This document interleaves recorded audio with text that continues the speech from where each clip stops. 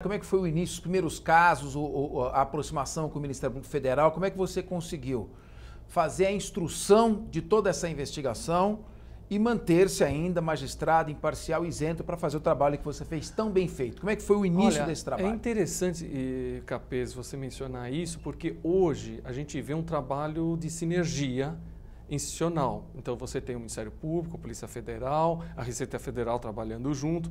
Lá atrás, no início, começou esse trabalho.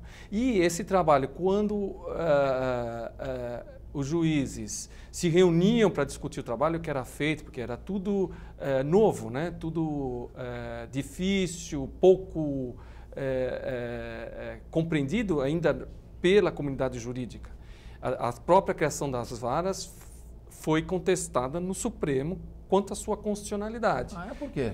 Porque se entendeu que seria a violação do juízo natural.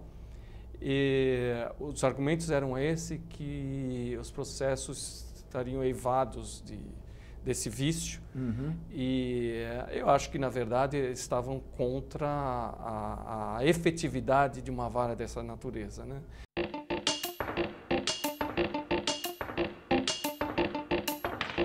Você, pessoalmente, você participou de casos muito importantes como juiz, Sim. deferindo medidas, às vezes indeferindo.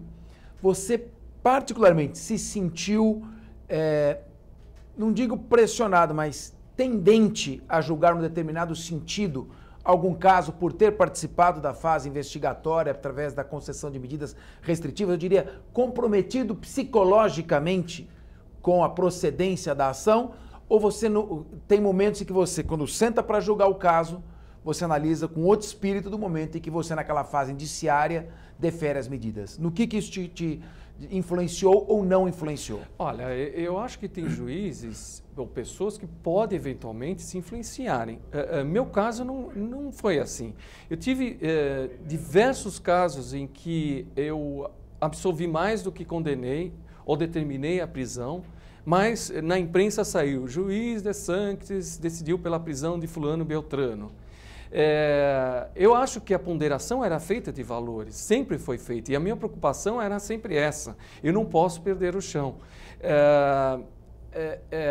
Eu não sei, eu acho que eu não me influenciei. É óbvio, eu sou um ser humano. Eu quero a condenação mas quando eu vejo experiente. Mas exatamente, eu acho que a experiência,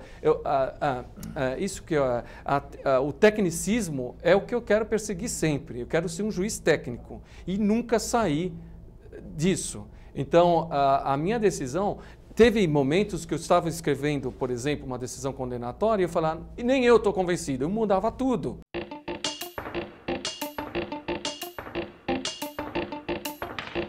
Como é que foi a sua relação com a imprensa?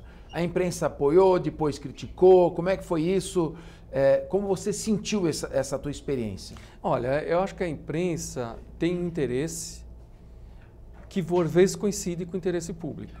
O judiciário só tem interesse público. Então, quando converge os interesses, eu acho que a imprensa é importante para passar. A imprensa é importante porque passa a informação de interesse público para a sociedade. Então, ela é a ponte entre a sociedade e o judiciário e vice-versa. Eu acho que tem que ter muita cautela com a imprensa. Teve momentos, a minha história, minha carreira profissional foi avesso à imprensa. Por medo, por temor de ser deturpado. O juiz tem suas garantias. O juiz ele é inamovível. Mas um jornalista que faz uma reportagem desviante, porque quer ou porque não quer, ele pode ser removido e não está mais ali. O juiz não, ele teoricamente ele tem que preservar pelo cargo que ocupa. Então, o interesse às vezes da própria empresa jornalística é o interesse de lucro. Então, às vezes, por conta de um furo, ela pode dar matérias que vão contra o interesse público. Então, a imprensa tem que ter um certo cuidado, como eu tive sempre o cuidado. Chegou um determinado instante que o próprio setor de comunicação do tribunal falou: doutor Fausto, eu preciso ir para a imprensa, porque havia um movimento de querer destruir tudo que era feito na sexta vara, porque a sexta vara estava incomodando tudo e todos.